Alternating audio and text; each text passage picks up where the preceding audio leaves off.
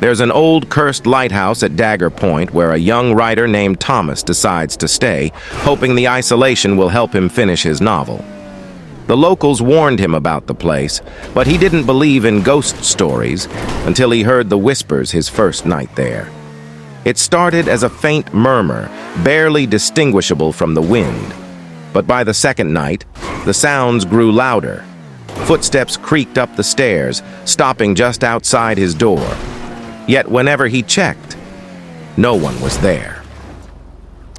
On the third night, Thomas lay wide awake when a chilling voice cut through the silence. "Thomas, let us in."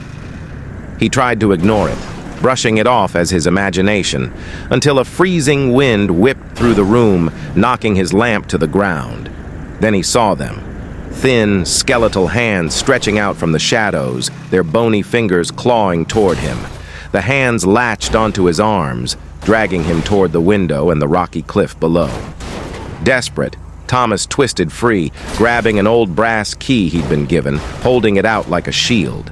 The hands recoiled, sinking back into the darkness, leaving him shaken and alone.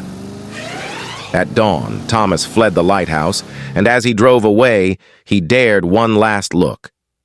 In the tower window, a pale, hollow-eyed face stared back at him, furious and waiting for him to return.